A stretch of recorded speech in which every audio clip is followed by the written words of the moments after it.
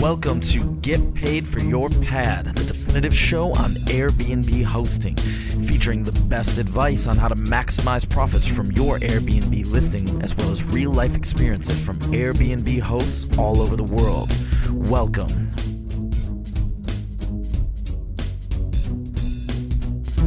Get paid for your pad. Get paid for your pad. Get paid for your pad. Get paid for your pad. Get paid for your pad. Get paid for your pad. This episode is brought to you by Hostfully, a company that helps you make beautiful guidebooks for your listing. Make your own at hostfully.com/pad. And as a special for Get Paid for Your Pad listeners, you get a free guidebook consultation after you make your guidebook. Welcome everybody to another episode of Get Paid for Your Pad. And today I have a very special guest. His name is Chris Reynolds, and he is the founder of the Entrepreneur House, which is a business accelerator. And he uses Airbnb to facilitate his accelerator program to hold events all over the world. So it's going to be a really interesting episode. Chris, welcome to the show, and thanks for joining me. Hey, Jasper. Thanks for having me on the show. I'm excited to be here. Yeah, it's fun to be on the other side of the microphone. Just a few weeks ago, I was interviewed by Chris on his podcast, which is called The Entrepreneur House. I was introduced to you by a friend of mine, a common friend who also has been a guest on the show, Danny Flood, who runs a magazine, Open World Magazine. And he introduced me to Chris. I came on his podcast, and then he told me how he had used Airbnb to facilitate his business accelerator program. And so I figured it'd be interesting to hear your story. So Chris, tell us about the Entrepreneur House. Well, the Entrepreneur House is a business accelerator for established entrepreneurs, and we do retreats or events, you can call them both one and the same, in different cities around the world for 4 weeks at a time. So we will have a group of entrepreneurs come to cities like Barcelona, Rio de Janeiro, Chiang Mai, Thailand, and stay for 4 weeks where we live together and we do workshops, goal setting, productivity, exercises. We have advisors come in and give seminars or have a day where they come in and just give one-on-one sessions with the attendees of the Entrepreneur House. And we've done, I think, 8 or 9 now, and currently building for one in Thailand later this fall. And they're just a really cool experience. What we noticed, Jasper, is that there was a lot of entrepreneurs that were out there and traveling the world, but doing it, going from hostel to hostel or doing some co-living experience. And they weren't surrounded with other entrepreneurs. They would be around like start-off digital nomads. They would be around like maybe some freelancers or people that worked online for a company. And they really longed for that belonging to be around other established entrepreneurs that could talk the talk and enjoy an incredible experience together. So that's where we created the Entrepreneur House into what it is today. Awesome. Well, it definitely sounds like something that I should join. Yeah, I'd love to have you. Yeah, that'd be really fun. I've done a lot of similar type of things, but never for that long though. I've done the DNX camps that our common friend Marcus Moyer organizes, and it's just always really fun to hang out with like-minded people. And there's a ton of stuff to learn from each other. I learn so much every time I go to an event, and because you can't figure everything out by yourself. There's as an online entrepreneur, you need to be skilled at so many different things. You need to be aware of all these different types of technology, the newest platforms that you could use to create content, social media, design, SEO. There's just so much that you need to be aware of, and it's just impossible to do it by yourself.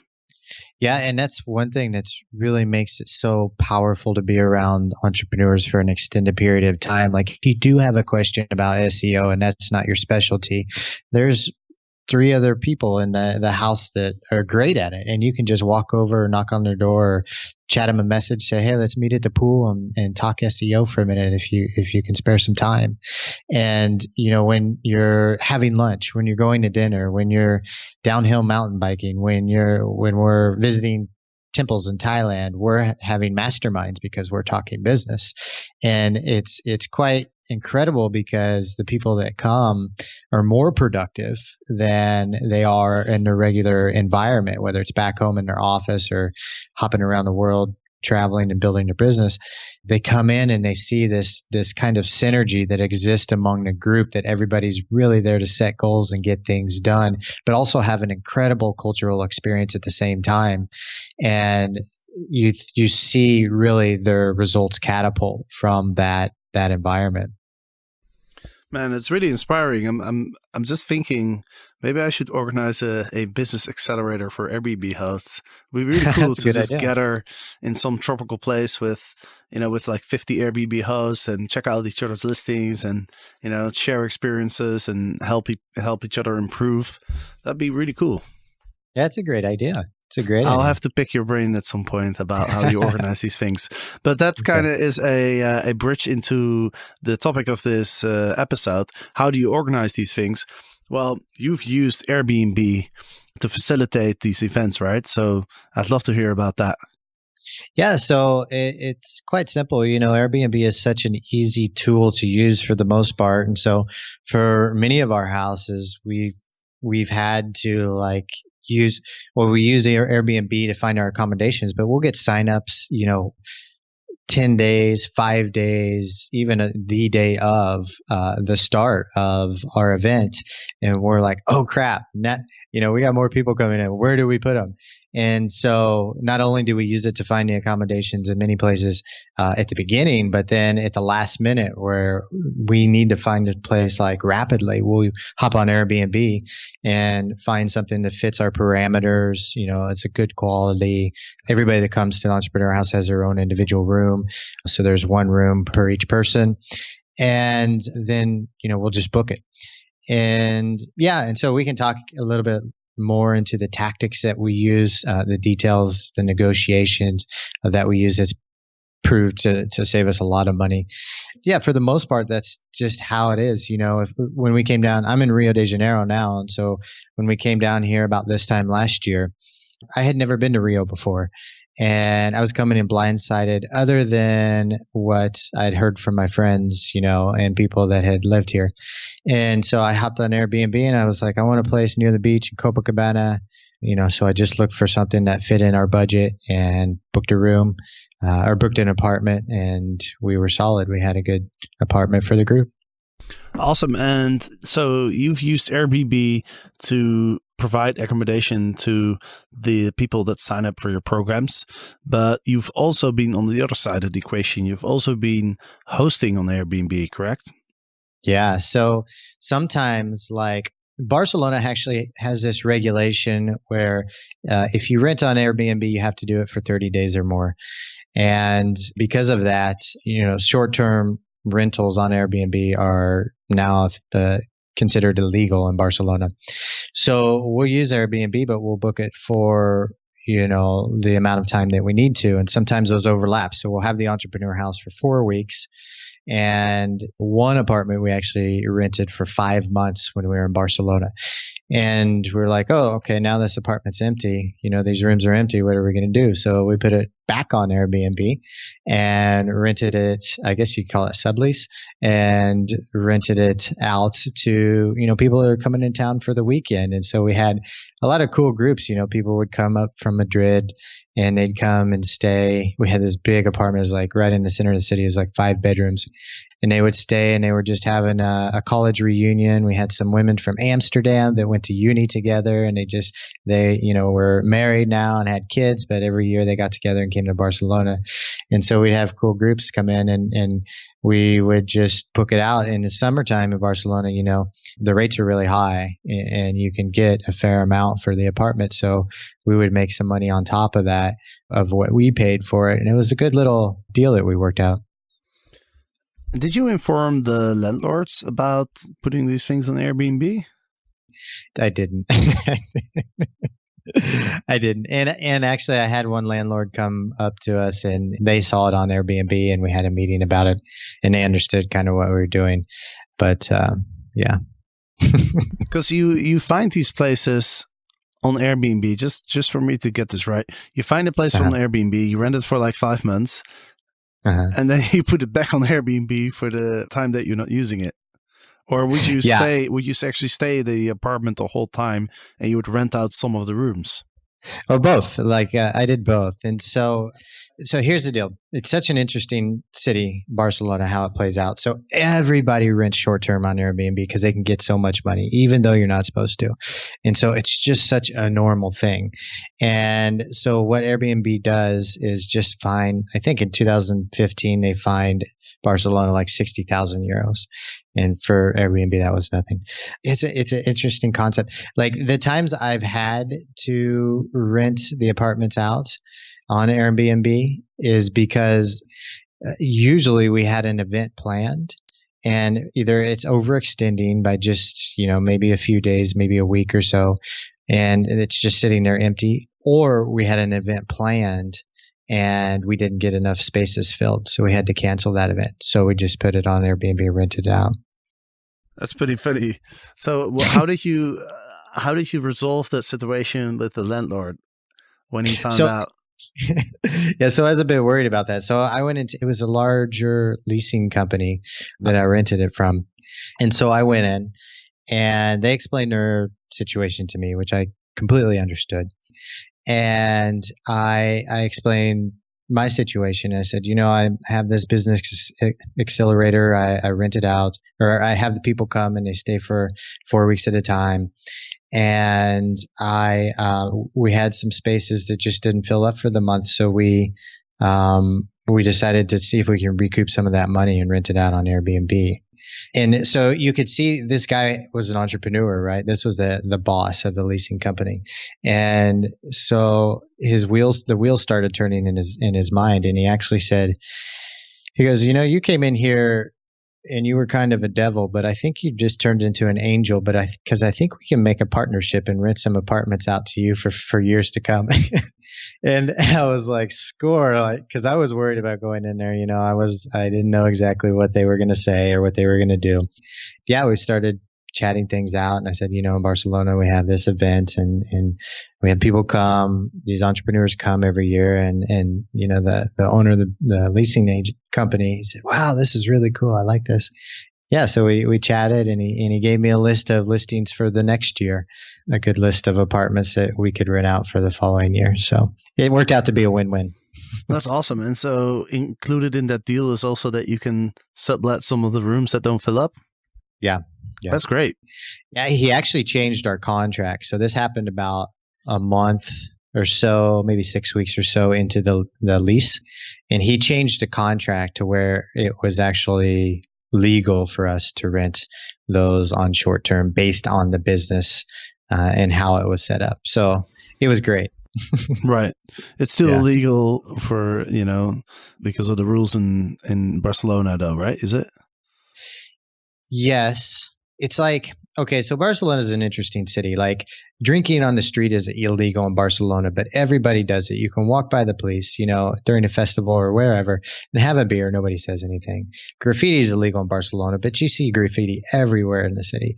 And so Barcelona is just one of those cities. It's like, maybe if we decide to enforce this. So another thing, pot lounges or marijuana lounges are illegal in Barcelona, but they're all over the city and they operate just fine. So it's one of those things, like if Barcelona decides they're going to enforce it, there may be a lot of people that are in trouble, but it's kind of Spain and that's just their mentality.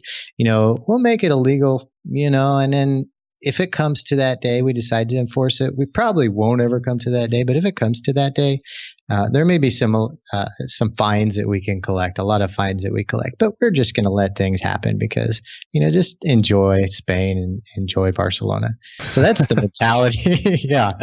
So that's how it is there. So that's one of the reasons why, if you go to Barcelona, it's so easy to pop on Airbnb and find a weekend rental or a few days rental. Technically, under the law, it's not legal, but it's one of those things that very few people are worried about from my experience. Right. And is there a difference between renting out a entire home and a spare room? Yeah, I believe so. So you can, if you're living in the place and you renting out a spare room, I believe that's okay. I believe. And I think what's technically illegal is renting out the entire space. Right. Yeah, that makes sense. I mean, that's the case in a lot of the European cities. Like Amsterdam, you're allowed to do 60 days for an entire home. London and Paris are 90 and 120. I forgot which one is which. But yeah, renting out the spare room, if you live in the place, if you're there during the visit of the guest, is typically pretty much allowed everywhere, I think. Yeah, and there's a fine line, I think, or maybe I should say a gray area even with that, because even sometimes they, if you rent it out too much, if you rent that spare room out too much, then it can be considered illegal. So right, I think there's a percentage or something. Host, I can't emphasize how important it is to share recommendations of things to do or eat near your listing beforehand. Your guests won't have to go through TripAdvisor, Foursquare, or Yelp. They won't have to scratch their head and think about possible places right in the moment. I've been using Hostfully to create an online and printable guidebook to show my guests my favorite coffee places in Amsterdam. They use my recommendations and I'm getting fewer questions from my guests as a result. I've also included screenshots of my guidebook on my Airbnb listing as a way to differentiate my listing from others. So make your own guidebook at hostfully.com/pad. So you've used Airbnb as a guest quite extensively. You've hosted on Airbnb in quite a creative way, I would say. You're definitely not the, sort of the standard Airbnb host. Yeah. I'm interested to hear your opinion on, based on some of the experiences that you've had. What's your view on, how Airbnb hosts should conduct their business? Like, let's say somebody wants to start out on Airbnb and ask you for advice. What would be like the top 3 things that you would tell them? The first thing is, I think anybody would say is photos. And I don't know if this is in all cities, but I know in Barcelona, like Airbnb would come out and actually take photos for you. And so the pictures the better your pictures, the better bookings you're going to get, period. And take pictures, for gosh sakes, please take pictures of every single room that you plan on having the people use. Because there's just so many people that will take photos of like 2 bedrooms and not the 3rd bedroom. And then you ask them, why aren't they taking a picture of the 3rd bedroom? And there's generally a reason they won't. Or maybe they consider that 3rd bedroom the couch that folds out, or even just a big couch that people can sleep on. So have plenty of photos. And I found this to be true, very true, when shopping for Airbnbs and leasing it out, that the apartments with a flat screen TV always seem to be much better quality than the ones that didn't have a flat screen TV. I've never rented an apartment off Airbnb that had a flat screen TV that I was disappointed in. And there's been many that didn't have that flat screen TV that I've been disappointed in. So that's key. And then give like a good, thorough description. Like, don't just say, it's like anything. The better quality, the more time and quality that you put into your listing, the better results you're going to get. And there's just so many people that just like throw up their apartment, throw some crappy pictures on there, say, oh yeah, it's located in this area of whatever city. And then they just leave it at that and expect it to get booked out and they expect it to get great reviews when they're just not really, putting their heart into it. So it's the time and effort it takes to put in like a good quality post or a good quality apartment up on Airbnb is so worth it, and it's just so essential. Absolutely. Yeah, I think those are very good points. I wanted to go back to the meeting that you had with your landlord, because as I'm thinking about it more, this is a really interesting topic, because I know a lot of people are renting and then they're they're putting their spaces on Airbnb. And one of the questions that comes up the most is, how do you deal with the landlord? Do you tell the landlord? What do you do if the landlord finds out? Mm-hmm. And so I would love to hear a little bit more about, because in your situation, it turned out really well, right? Basically, the landlord caught you, and then you managed to turn it around and actually work together, which is pretty amazing. So, for the people out there who are renting and who might be caught in the future, or who might even be thinking about, stepping up to the landlord and just, coming clear and explaining the situation and asking for, to collaborate, like, what would your advice be for those people? I think really, I went in there and I just wanted to be completely honest and not,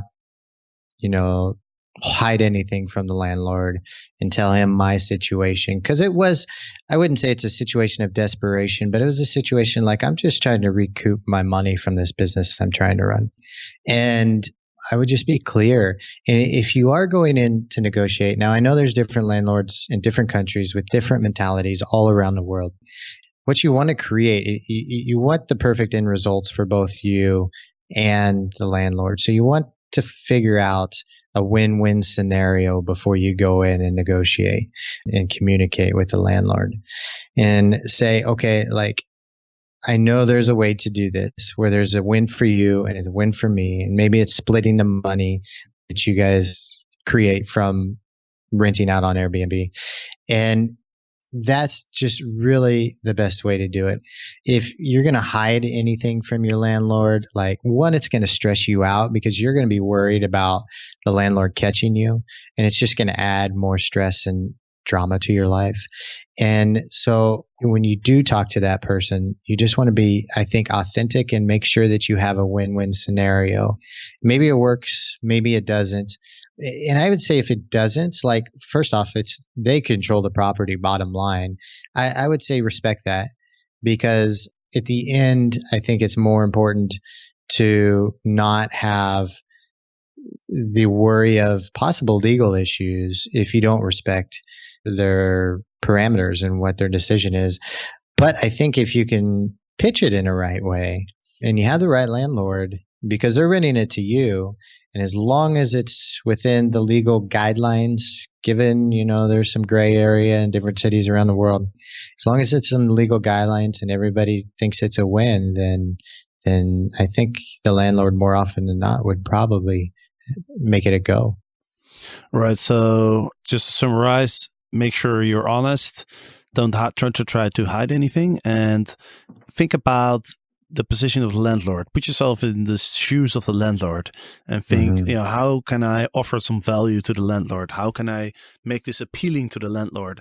Because if you're just looking at your own situation, then, if there's nothing in it for the landlord, it's just kind of a liability to the landlord. So, there's no real incentive for the landlord to go ahead and agree with it. So I think that's a very important point. Figure out, how can you make it appealing to the landlord? How can you work together so that it's a win-win situation? And, I totally agree that would be the best way to go.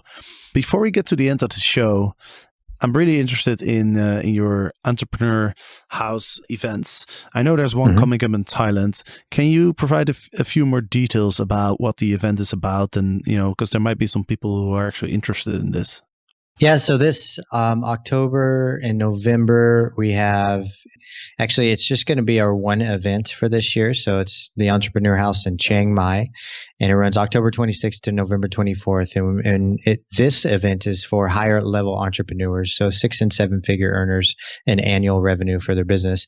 And what we do is we have a handful of advisors come in. Sometimes they come in for one day, sometimes they come in for the whole month, and they'll give workshops, presentations, one-on-one sessions. You have access to that advisor while they're there.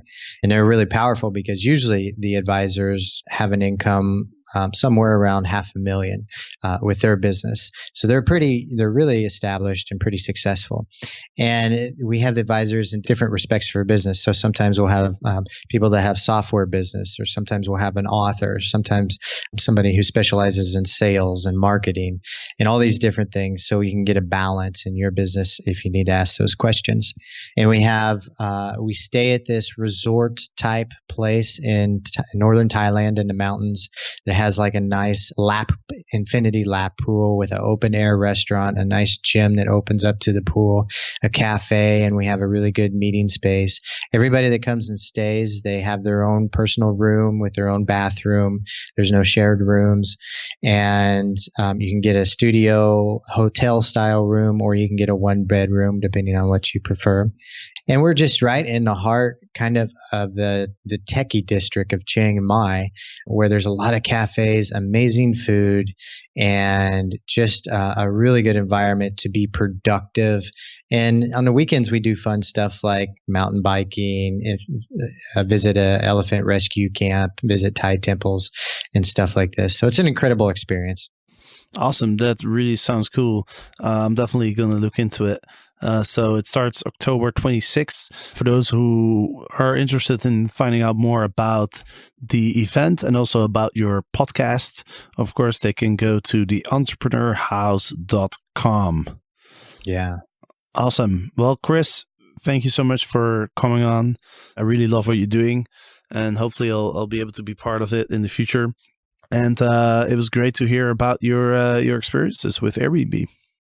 Yeah, thanks for having me on, Jasper. I am very honored, and I enjoyed the show. Thanks, man. Awesome. Well, for the listeners, thanks so much for listening. And of course, next week there's another interview, and every Thursday there's also a news recap of the week. So make sure you don't miss it, and I'll see you next time. Get paid for your pad. Get paid for your pad. Get paid for your pad.